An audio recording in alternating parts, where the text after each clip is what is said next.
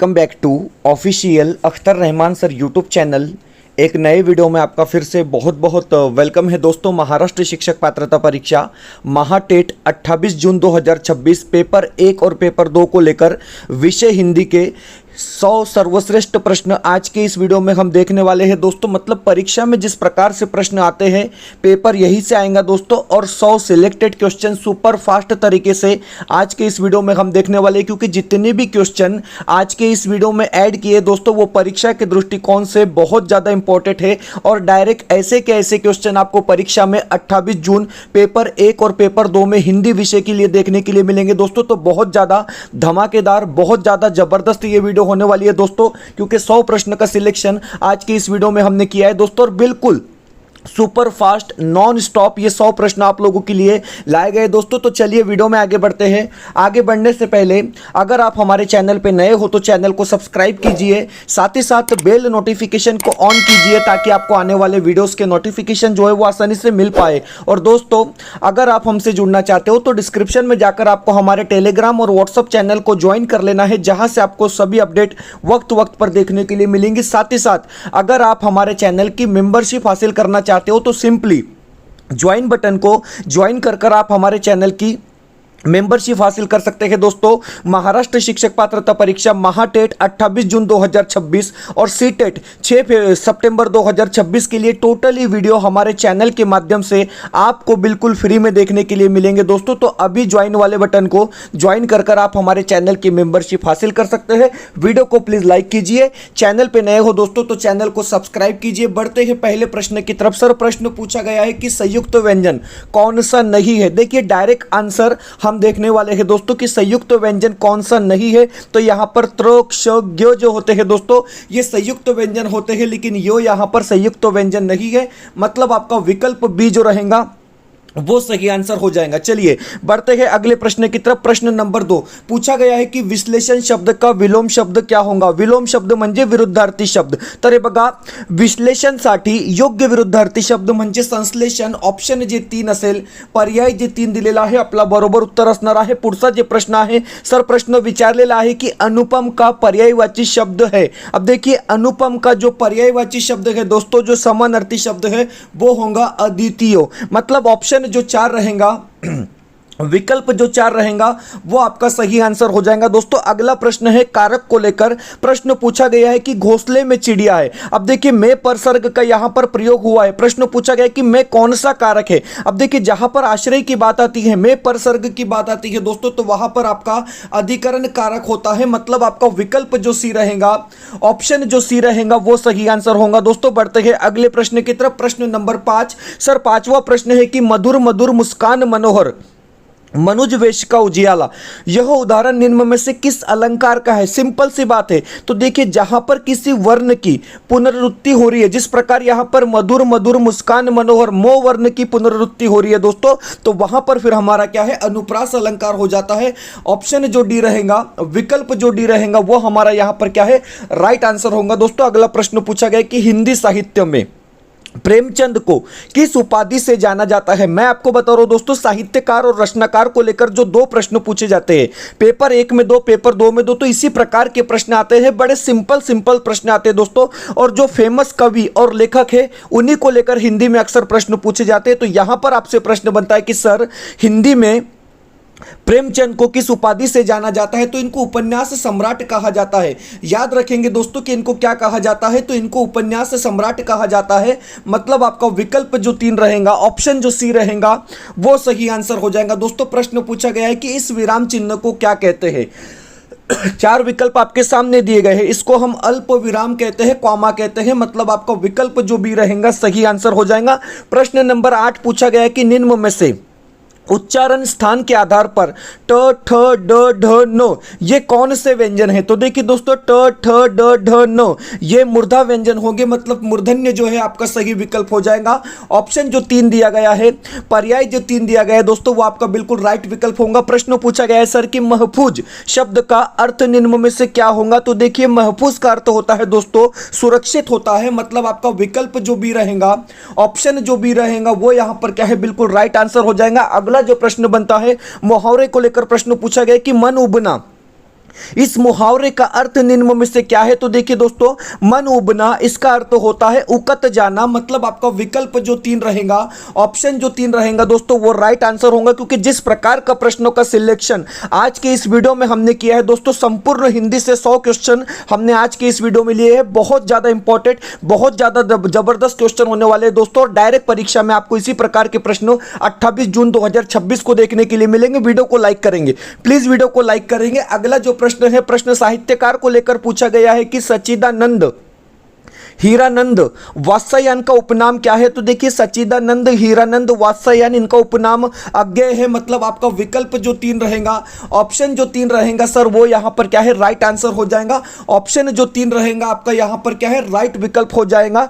आयोगवाह किसे कहा जाता है? देखिए, जिसको हम स्वरादि कहते हैं मराठी में, उसी को हम हिंदी में आयोगवाह कहते हैं। तो मतलब आपका विकल्प जो 1 रहेगा, विसर्ग सही आंसर होगा। क्योंकि विसर्ग को क्या है दोस्तों? आयोगवाह कहा जाता है। बिल्कुल सुपर फास्ट और जल्दी जल्दी दोस्तों हम यहां पर ये 100 क्वेश्चन देख रहे हैं। चलिए, निम्नलिखित में से शुद्ध वर्तनी वाला शब्द कौन सा है? तो देखिए, आशीर्वाद जो है दोस्तों, वो शुद्ध वर्तनी वाला शब्द यहां पर ऑप्शन नंबर 3 में दिया गया है। मतलब आपका विकल्प जो 3 रहेगा वो सही आंसर हो जाएगा। प्रश्न नंबर 14 पूछा गया है कि अत्यधिक का विलोम क्या होगा? विलोम का अर्थ होता है विरुद्धार्थी। क्या होगा? देखिए, अत्यधिक की जहां पर बात होती है तो इसका विलोम होता है दोस्तों अत्यल्प। मतलब आपका विकल्प जो बी रहेगा, ऑप्शन जो बी रहेगा, वो यहां पर क्या है सर? राइट आंसर हो जाएगा।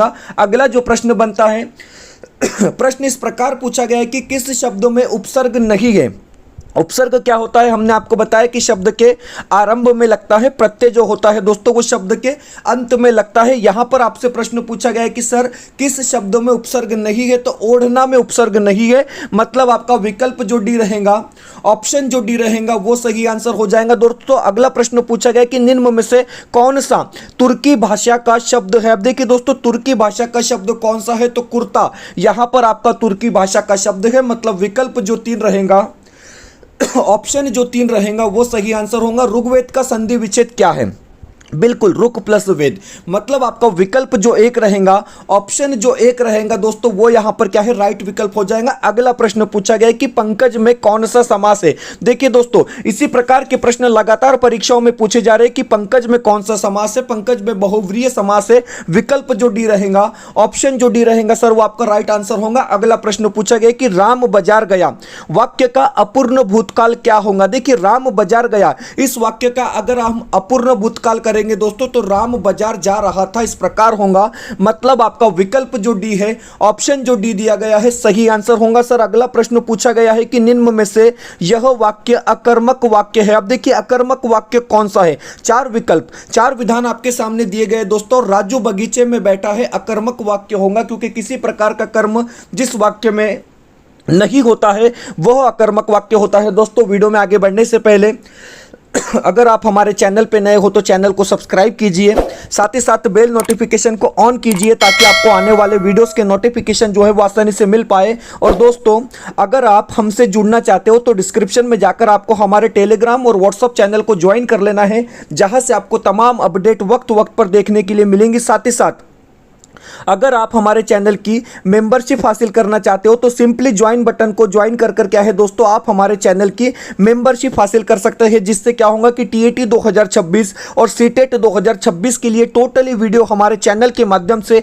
आपको बिल्कुल फ्री में देखने के लिए मिलेंगे दोस्तों। तो अभी ज्वाइन बटन को ज्वाइन कर आप हमारे चैनल की मेंबरशिप हासिल कर सकते हैं। वीडियो को प्लीज लाइक कर देंगे, वीडियो को प्लीज लाइक कीजिए। चैनल पे नए हो दोस्तों तो चैनल को सब्सक्राइब कीजिए। बढ़ते हैं अगले प्रश्न की तरफ। प्रश्न नंबर 21वां प्रश्न है, जो अपने काम स्वयं करता है उसे क्या कहते हैं? तो सर उसको तो हम स्वावलंबी कहते हैं। मतलब आपका विकल्प जो बी रहेगा, ऑप्शन जो बी रहेगा सर, वो यहां पर क्या है? राइट आंसर हो जाएगा। अगला प्रश्न फिर से साहित्यकार को लेकर पूछा गया है कि निम्न में से मध्ययुगीन कवि कौन है? तो देखिए दोस्तों, मध्ययुगीन कवि रहीम रहेंगे। मतलब आपका विकल्प जो बी रहेगा, ऑप्शन जो बी होगा, वो यहां पर क्या है? सही आंसर हो जाएगा। विकल्प जो बी है आपका, वो राइट विकल्प यहां पर क्या है? होने वाला है। अगला जो प्रश्न है दोस्तों, बड़ा अच्छा प्रश्न पूछा गया कि हिमालय सबसे ऊंचा पर्वत है, इस वाक्य में उद्देश्य कौन सा है? तो देखिए दोस्तों, हमने बताया आपको कि उद्देश्य क्या होता है। तो सर उद्देश्य कर्ता होता है और हिमालय सबसे ऊंचा पर्वत है। इस वाक्य में कर्ता क्या है, उद्देश्य क्या है? तो आपका हिमालय होगा। मतलब विकल्प जो 1 रहेगा, ऑप्शन जो एक रहेगा दोस्तों वो यहाँ पर क्या है आपका राइट आंसर हो जाएगा। अगला प्रश्न बनता है कि सर मेहमान शब्द का विलोमार्थी शब्द कौन सा है। तो देखिए मेहमान शब्द का विलोमार्थी शब्द मेजबान होगा, मतलब आपका विकल्प जो दो रहेगा, ऑप्शन जो दो दिया गया है वो यहाँ पर क्या है राइट आंसर हो जाएगा। अगला प्रश्न देखेंगे दोस्तों, प्रश्न पूछा गया कि निम्न में से बेचारी भाभी के लिए आए हुए विशेषण का प्रकार कौन सा है। तो देखिए दोस्तों बेचारी भाभी के लिए विशेषण का प्रकार कौन सा है, इस प्रकार का प्रश्न पूछा गया है। गुणवाचक विशेषण हमारा यहां पर क्या है राइट विकल्प होगा। ऑप्शन जो तीन रहेगा दोस्तों वो बिल्कुल यहां पर क्या है आपका सही विकल्प हो जाएगा। कारक के कितने भेद होते हैं यह जानना हमारे लिए बहुत ज्यादा जरूरी है दोस्तों कि कारक के 8 भेद होते हैं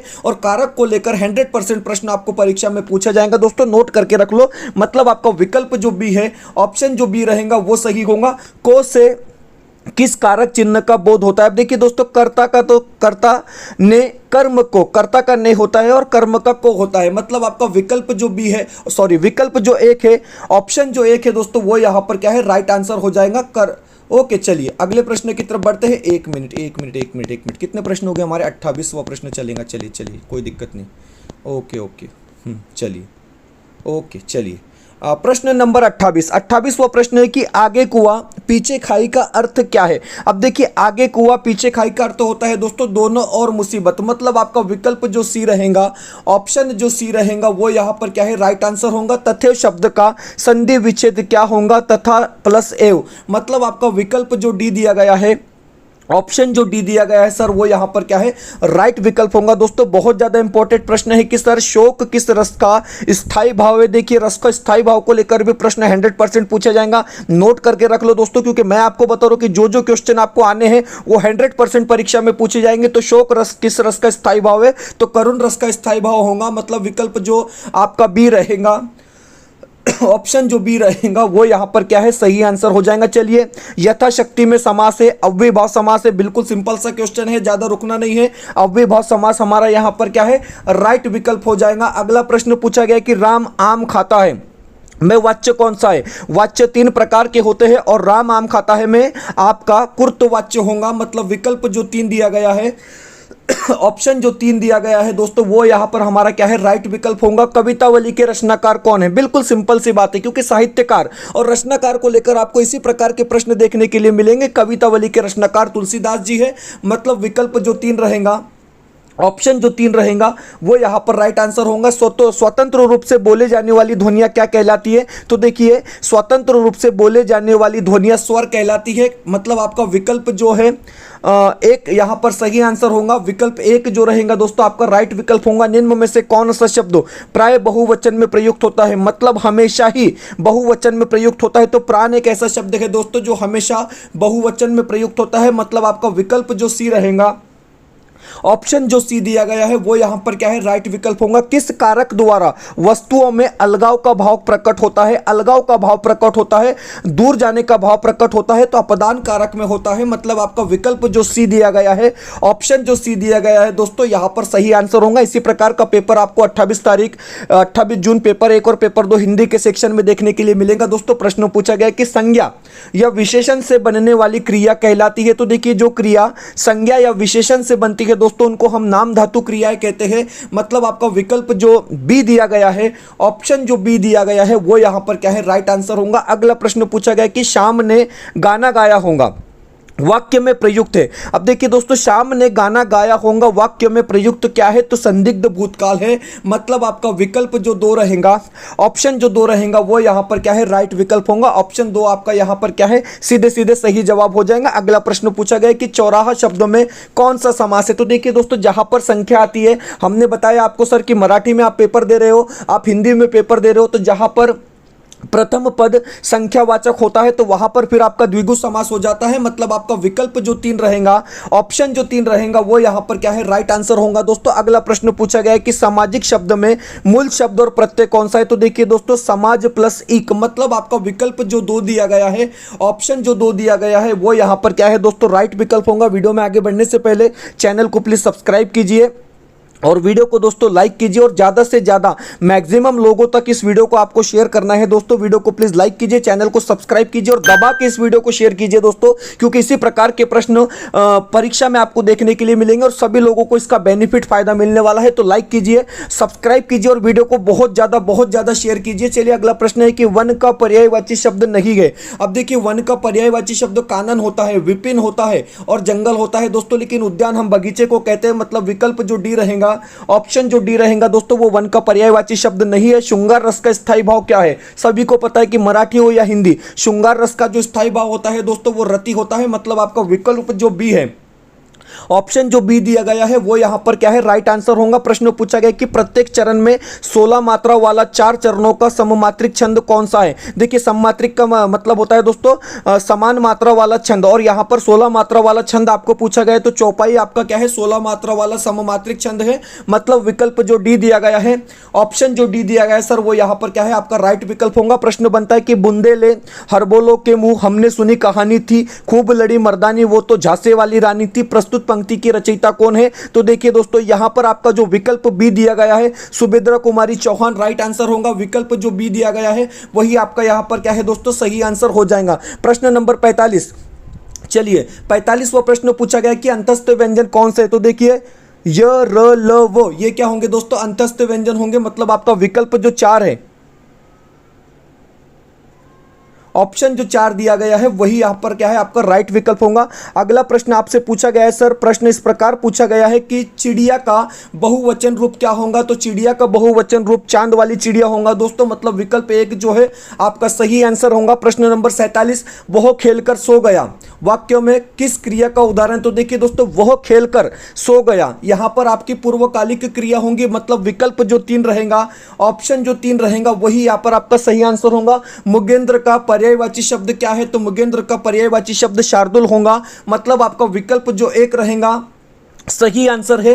चंद्रयान किस कवि की रचना है? बहुत ज्यादा इंपॉर्टेंट क्वेश्चन है दोस्तों, यूपी टेट में पूछा जा चुका है कि चंद्रयान किस कवि की रचना है? मुल्ला दाऊद की रचना है। मतलब विकल्प जो डी दिया गया है, ऑप्शन जो डी दिया गया है वही आपका सही आंसर होगा। भारत भारती के काव्य के रचयिता कौन है? तो देखिए भारत भारती काव्य के रचयिता मैथिली शरण गुप्त जी है। मतलब आपका विकल्प जो 1 दिया गया है, ऑप्शन जो 1 दिया गया है सर, वो यहां पर क्या है? राइट आंसर होगा। दोस्तों आप आपकी स्क्रीन पर देख सकते हैं कि महाटेट 2026 के लिए हमारे अपडेट नोट्स और क्वेश्चन सेट अवेलेबल है। स्पेशल हिंदी के नोट्स और क्वेश्चन सेट अगर आपको चाहिए दोस्तों तो 299 में हमने एक कॉम्बो पैक यहाँ पर क्या है दोस्तों बनाया है स्पेशल हिंदी के लिए। आप यहाँ से इसको क्या है दोस्तों परचेस कर सकते हैं, क्योंकि जिस प्रकार से प्रश्न परीक्षा में पूछे जाते हैं संपूर्ण एनालिसिस कर हमने ये नोट्स और क्वेश्चन सेट यहाँ पर बनाए दोस्तों। 10 पेपर आपको किसी एक पेपर के लिए और नोट्स दिया जाएगा 299 रुपए में। ये कॉम्बो पैक है दोस्तों, लिमिटेड कॉम्बो पैक है और बेस्ट क्वालिटी कॉम्बो पैक है। व्हाट्सअप नंबर आपको स्क्रीन पर दिखाई दे रहा है, इस नंबर पे कांटेक्ट कर आप इसको परचेस करेंगे दोस्तों। सिंपली आपको व्हाट्सएप पर हाई करना है, आपको स्कैनर दिया जाएगा, उस पर पेमेंट करने के बाद स्क्रीनशॉट भेजना और तुरंत आपको ये क्वेश्चन सेट और नोट्स जो है दोस्तों हमारे तरफ से भेज दी जाएंगे। और मैं आपको बता रहा हूं इतना पढ़ लो, हिंदी में पासिंग की गारंटी हम आपके लेते हैं दोस्तों 100%। ये पढ़ने के बाद आप बचे हुए 37 दिन में भी परीक्षा को आराम से पास कर सकते हैं, वो भी 25+ मार्क के साथ। मतलब 30 में से 25 मार्क आपके अपने फिक्स समझ लेना है दोस्तों। तो अभी इसको परचेस कर लेंगे, 37 दिन है, 100% गारंटी के साथ हम आपको बताते हैं दोस्तों कि आप जो है हिंदी विषय हर हाल में पास होंगे। सिर्फ इतना पढ़ लो, इसके अलावा आपको कुछ करने की जरूरत नहीं है। व्हाट्सअप नंबर दिया गया है, इस नंबर पे कांटेक्ट कर क्या है दोस्तों आप इसको परचेस कर सकते हैं। वीडियो को प्लीज लाइक कीजिए, चैनल पे नए हो दोस्तों तो चैनल को सब्सक्राइब कीजिए। 50 प्रश्न हो चुके हैं दोस्तों और 50 क्वेश्चन बाकी है। सिर्फ 18 मिनट में हमने 50 क्वेश्चन पूरे कर लिए और 15 मिनट में और 50 क्वेश्चन पूरे हो जाएंगे। चलिए, इनमें से खड़ी बोली हिंदी के पहले कवि कौन है? इस प्रकार का प्रश्न पूछा गया है तो अमीर खुसरो हम अपना यहाँ पर क्या है दोस्तों जवाब बता देंगे। चलिए, इनमें से खड़ी बोली का प्रथम महाकाव्य कौन सा है? इस प्रकार का प्रश्न पूछा गया है तो देखिए प्रिय प्रवास यहां पर आपका क्या है खड़ी बोली का पहला महाकाव्य कहा जाएगा। निम्न में से कौन सा वर्ण घोष है? अब देखिए दोस्तों अघोष क्या होते हैं? शुरुआत के जो 2 व्यंजन होते हैं वो अघोष होते हैं और बाकी के जो 3 होते हैं वो घोष होते हैं। तो यहां पर गो आपका घोष व्यंजन है। ठीक है, विकल्प जो डी रहेगा वो सही आंसर हो जाएगा। चलिए, पो वर्ग, पो फो बो भो मो का उच्चारण स्थान कहाँ से होता है? तो ओठ से होता है, ओष्ठ से होता है। आपका विकल्प जो बी रहेगा, ऑप्शन जो बी रहेगा सर, वो यहाँ पर क्या है? राइट आंसर होगा। प्रत्यय क्या होता है? तो प्रत्यय दोस्तों शब्द का एक अंश होता है, शब्द का एक हिस्सा होता है, शब्द का एक अंग होता है। मतलब आपका विकल्प जो एक रहेगा सही आंसर है। देशभक्ति में कौन सा समास है? तो देखिए दोस्तों, देश की भक्ति की बात अगर आप करेंगे तो तत्पुरुष समास रहेगा। विकल्प जो बी दिया गया है वही सही आंसर होगा। अगला प्रश्न बनता है कि आज मुझे बहुत काम है। इस वाक्य में बहुत किस प्रकार का विशेषण है? तो देखिए दोस्तों, बहुत किस प्रकार का विशेषण है, प्रश्न इस प्रकार पूछा गया है तो परिमाणत्वाचक विशेषण हो जाएगा। मतलब आपका विकल्प जो एक दिया गया है, ऑप्शन जो एक दिया गया है, सही आंसर होगा। मंत्री शब्द का लिंग क्या है? तो देखिए मंत्री शब्द मेल फीमेल के लिए कॉमन होता है दोस्तों। जब ऐसे कोई शब्द होते हैं तो उनको हम उभयलिंगी कहते हैं। मतलब आप अगर कोई लेडीज होती है उसको भी मंत्री कहेंगे, कोई जेंट्स होता है उसको भी मंत्री कहेंगे, तो दोनों के लिए सेम यूज होता है, तो इसको हम उभयलिंगी कहेंगे। चलिए, निम्नलिखित में से योजक चिन्ह कौन सा है? आपका डैश वाला चिन्ह कौन सा है पूछा जा रहा है। विकल्प जो बी दिया गया है वही सही आंसर होगा। ऑप्शन जो बी दिया गया है सर, आपका राइट विकल्प होगा। प्रश्न पूछा गया कि वात्सल्य रस का सम्राट किसे कहा जाता है? बिल्कुल सिंपल सा क्वेश्चन है दोस्तों कि वात्सल्य रस का सम्राट जो है सूरदास जी को कहा जाता है। और मैं आपको बता रहा हूं दोस्तों कि साहित्यकार और रचनाकार को लेकर इसी प्रकार के प्रश्न या यही प्रश्न आपको डायरेक्ट परीक्षा में देखने के लिए मिलेंगे। सबसे सिंपल क्वेश्चन साहित्यकार और रचनाकार को लेकर परीक्षा में आते हैं। चलिए, दोहा डैश डैश मात्रिक छंद है। हमने कहा कि सममात्रिक क्या होता है? कि जिसमें समान मात्राएं होती है, लेकिन दोहा में नहीं होती है। दोहा में 13-11 13-11 इस प्रकार से मात्राएं होती है, तो दोहा जो है वो अर्ध सममात्रिक छंद होगा। मतलब आपका विकल्प जो बी दिया गया है, ऑप्शन जो बी दिया गया है, वो यहां पर क्या है? राइट आंसर हो जाएगा। मुख चंद्रमा के समान है। तो सीधी सीधी सी बात है, उपमा की बात हो रही है, उपमा की बात हो रही है, तो यहां पर आपका विकल्प जो एक दिया गया है राइट आंसर होगा। ऑप्शन जो एक दिया गया है वही सही आंसर हो जाएगा। प्रश्न 63 पूछा गया कि इनमें से कौन सा शब्द नदी का पर्यायवाची नहीं है? बहुत ज्यादा इंपॉर्टेंट क्वेश्चन है दोस्तों। नदी का पर्यायवाची सरिता होता है, नदी का पर्यायवाची निन्गा होता है, आपगा होता है, लेकिन आपदा जो है नदी का पर्यायवाची नहीं होता है, नदी का समानार्थी शब्द नहीं होता है। चलिए, निम्न में से कौन सा शब्द प्रत्यय युक्त नहीं है? अब देखिए दोस्तों, यहां पर कौन सा शब्द प्रत्यय युक्त नहीं है? तो अनुवाद भी नहीं है, अभिमान भी नहीं है, क्योंकि दोनों में उपसर्ग लगा है। मतलब आप कहेंगे सर कि हमारा पहला विकल्प भी सही है, विकल्प 3 भी यहां पर क्या है दोस्तों? सही रहेगा। प्रश्न नंबर 65 पूछा गया कि निम्न में से सीखना क्रिया का अज्ञार्थक किंवा अज्ञार्थक रूप क्या है?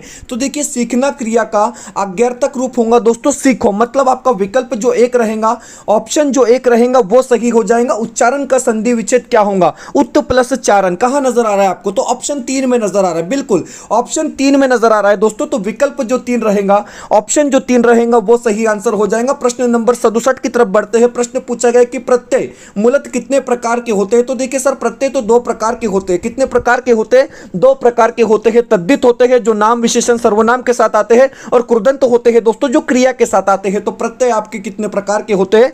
2 प्रकार के होते हैं। चलिए, 68वां प्रश्न है कि विद्वान का स्त्रीलिंग रूप क्या होगा? तो देखिए, विद्वान का स्त्रीलिंग रूप होगा दोस्तों विदुषी। आपका विकल्प जो बी है, ऑप्शन जो बी है वो यहां पर क्या है? राइट आंसर होगा दोस्तों। निम्न में से भाववाच्य कौन सा है? अब देखिए, भाववाच्य आपसे पूछा जा रहा है दोस्तों। तो मैंने कहा कि भाववाच्य क्या होगा सर? तो मोहन से बैठा नहीं जाता आपका भाववाच्य होगा। मतलब विकल्प जो सी दिया गया है,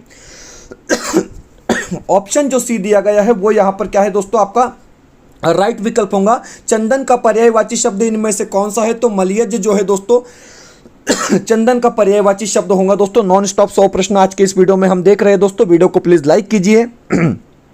चैनल को पे नए हो दोस्तों तो चैनल को सब्सक्राइब कीजिए। डिस्क्रिप्शन में जाकर आप हमारे टेलीग्राम और व्हाट्सअप चैनल को ज्वाइन कर सकते हैं, जहां से आपको सभी अपडेट जो है वो वक्त पर देखने के लिए मिलेंगी। साथ ही साथ अगर आप हमारे चैनल की मेंबरशिप हासिल करना चाहते हो तो सिंपली ज्वाइन बटन को ज्वाइन कर आप हमारे चैनल की मेंबरशिप हासिल कर सकते हैं दोस्तों। महाराष्ट्र शिक्षक पात्रता परीक्षा और सीटेट 2026 के लिए टोटली वीडियो आपको हमारे चैनल के माध्यम से बिल्कुल फ्री में देखने के लिए मिलेंगे और क्वालिटी वीडियो देखने के लिए मिलेंगे दोस्तों। हमारा रिजल्ट जो रहा है बहुत जबरदस्त रहा है दोस्तों पिछले 3-4 सालों से। तो ज्वाइन बटन को ज्वाइन कर आप हमारे चैनल की मेंबरशिप हासिल कर लेंगे।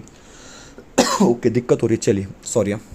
अब बचे 30 प्रश्न है दोस्तों, बिल्कुल सुपर फास्ट हम ये क्वेश्चन यहाँ पर कर रहे हैं और संपूर्ण हिंदी से हम 100 क्वेश्चन आपके लिए लेकर आए दोस्तों महाराष्ट्र शिक्षक पात्रता परीक्षा के लिए। प्रश्न पूछा गया कि सर हिंदी के किस रचनाकार को प्रथम सरस्वती सम्मान मिला है? तो देखिए हरिवंश राय बच्चन जी को प्रथम सरस्वती सम्मान से नवाजा गया था। मतलब विकल्प जो सी रहेगा, ऑप्शन जो सी रहेगा वो यहाँ पर क्या है, राइट विकल्प होगा। हिंदी की पहली कहानी लेखिका कौन है? तो बंग महिला है। मतलब आपका विकल्प जो एक रहेगा सर, ऑप्शन जो एक रहेगा वो यहाँ पर क्या है, राइट आंसर हो जाएगा। अगला जो प्रश्न है, प्रश्न पूछा गया कि व्यवसाय संबंधी पत्रों में संबोधन क्या होगा? अगर आप व्यवसाय के लिए, बिजनेस के लिए पत्र लिखते हैं दोस्तों तो आपको महोदय लिखना है। मतलब आपका विकल्प जो बी रहेगा, ऑप्शन जो बी रहेगा वो राइट आंसर होगा। प्रश्न 34 पूछा गया कि धरती का समानार्थक शब्द क्या है? तो देखिए धरती का समानार्थक शब्द अचला है। मतलब आपका विकल्प जो डी दिया गया है सर, ऑप्शन जो डी दिया गया है वो यहाँ पर क्या है, राइट आंसर होगा। दोस्तों प्रश्न पूछा गया कि सूक्ष्म शब्द का विलोम शब्द क्या होगा? तो देखिए सूक्ष्म शब्द का विलोम शब्द स्थूल होता है। मतलब आपका विकल्प जो एक रहेगा,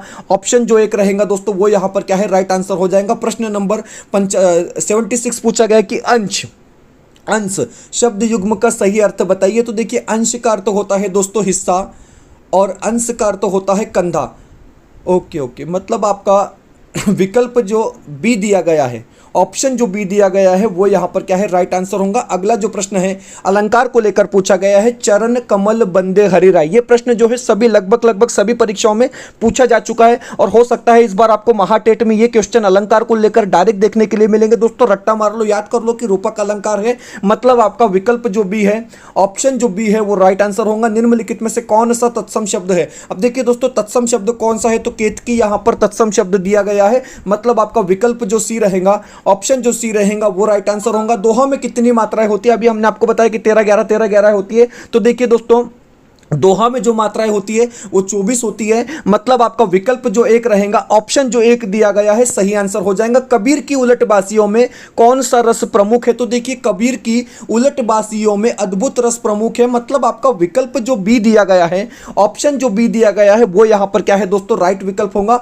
अगले प्रश्न की तरफ बढ़ने से पहले दोस्तों हमारे अपडेट क्वेश्चन सेट आपके सामने है। पेपर 1 और पेपर 2 के लिए महाराष्ट्र शिक्षक पात्रता परीक्षा महाटेट 28 जून 2026, पेपर 1 और पेपर 2 के लिए दोस्तों हमने अपडेट क्वेश्चन सेट बनाए हैं। डिफिकल्टी लेवल को ध्यान में रखकर, काठिण्य पातळी जी असते त्याला लक्षात ठेवून आपण हे प्रश्नपत्रिका या ठिकाणी तयार केलेली आहे मित्रांनो। वेगवेगळे प्रश्नसंच आपण तयार केलेले आहे पेपर 1 आणि पेपर 2 साठी। तुम देख सकते हैं दोस्तों, आप देख सकते हैं कि जिस प्रकार से पेपर 1 के लिए आपको मराठी, हिंदी, बाल मानसशास्त्र, परिसर अभ्यास और गणित विषय के 50 प्रश्न पत्रिका है दोस्तों विथ आंसर की। मतलब हर सब्जेक्ट के लिए आपको 10 क्वेश्चन सेट यहां पर दिए जाएंगे विथ आंसर की। 499 रुपए इसका प्राइस है दोस्तों। और टोटल अपडेट और लेटेस्ट क्वेश्चन क्या है हमने इसमें ऐड किए हैं परीक्षा के दृष्टिकोण से, क्योंकि हम आपको बता रहे हैं दोस्तों डायरेक्ट प्रश्न आपको परीक्षा में ऐसे के ऐसे देखने के लिए मिलेंगे। और पेपर 2 की बात अगर आप करते हैं तो उसमें हिंदी, मराठी, बाल मानसशास्त्र और समाजशास्त्र आपको देखने के लिए मिलेगा दोस्तों, जिसका प्राइस सिर्फ 399 रुपए है विथ आंसर की। मतलब सभी सब्जेक्ट के आपको 10-10 क्वेश्चन पेपर यहां पर दिए जाएंगे दोस्तों।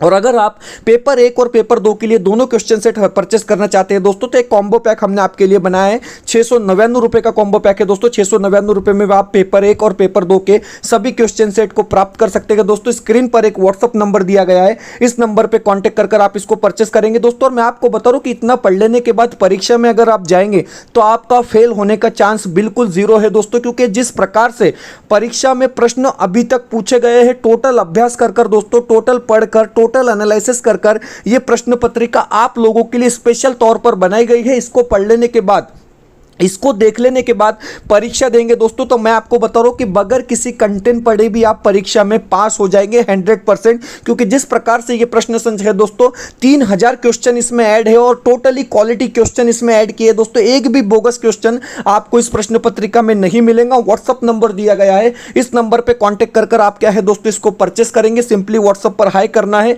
आपको स्कैनर दिया जाएगा, उस पर पेमेंट करने के बाद स्क्रीनशॉट भेज दीजिए। तुरंत आपको ये नोट्स जो है दोस्तों अगले 2 मिनट में दिए जाएंगे।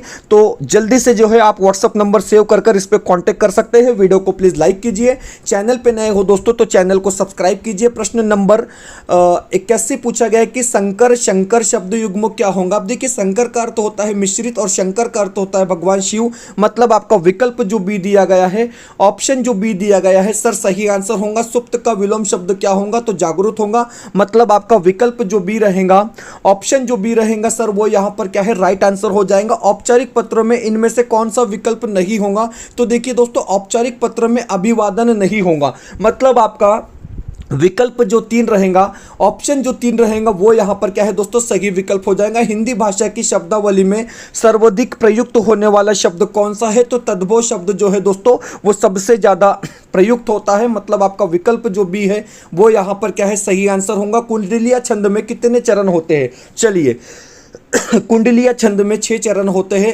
रोला और दोहा से बनता है, मतलब आपका विकल्प जो बी है वो यहाँ पर क्या है सही आंसर होगा। इनमें से किसे उज्ज्वल रस या मधुर रस भी कहते हैं, तो देखिए दोस्तों भक्ति रस को हम उज्ज्वल रस या मधुर रस भी कहते हैं, मतलब आपका विकल्प जो 1 दिया गया है, ऑप्शन जो 1 दिया गया है वो यहाँ पर क्या है राइट आंसर होगा। प्रश्न नंबर 87 पूछा गया है कि वाक्यों को समाप्त करने के लिए जिसका प्रयोग किया जाता है उसे क्या कहते हैं, तो देखिए फुल स्टॉप कहते हैं, पूर्ण विराम कहते हैं, मतलब आपका विकल्प जो बी दिया गया है, ऑप्शन जो बी दिया गया है सर राइट आंसर होगा। किस समास का समस्त पद वाक्य में क्रिया विशेषण का काम करता है, मोस्ट इंपॉर्टेंट ये प्रश्न है दोस्तों। अव्ययभाव समास हमारा यहाँ पर क्या है सही आंसर होगा। विकल्प जो 1 दिया गया है राइट आंसर हो जाएगा। स्वर संधि के कितने प्रकार है, तो 5 प्रकार होते हैं। ऑप्शन जो डी दिया गया है आपका यहाँ पर क्या है राइट विकल्प होगा। कामायनी के रचनाकार कौन है, बहुत ज़्यादा इंपॉर्टेंट क्वेश्चन है दोस्तों कि कामायनी के रचनाकार कौन है, तो जयशंकर प्रसाद जी है, मतलब आपका विकल्प जो डी रहेगा, ऑप्शन जो डी रहेगा वो यहाँ पर क्या है राइट विकल्प होगा। कौन सी रचना तुलसीदास जी की नहीं है, तो दोहावली तुलसीदास जी की रचना है, गीतावली तुलसीदास जी की रचना है, रामचरितमानस तुलसीदास जी की रचना है, लेकिन यामा यहाँ पर महादेवी वर्मा की रचना है, मतलब विकल्प जो डी दिया गया है, ऑप्शन जो डी दिया गया है वो यहाँ पर क्या है राइट विकल्प होगा। प्रश्न पूछा गया है कि पृथ्वीराज रासों में प्रधान रस क्या है, तो देखिए पृथ्वीराज रासों में प्रधान रस जो है दोस्तों वो वीर रस है, मतलब आपका विकल्प जो 3 दिया गया है, ऑप्शन जो 3 दिया गया है सही आंसर होगा। चलिए दूध का दूध और पानी का पानी करना मुहावरे का अर्थ क्या है, तो उचित निर्णय करना, मतलब आपका विकल्प जो 1 रहेगा, ऑप्शन जो 1 रहेगा वो यहाँ पर क्या है सही विकल्प हो जाएगा। प्रश्न नंबर 94 पूछा गया कि रौद्र रस का स्थायी भाव क्या है, तो देखिए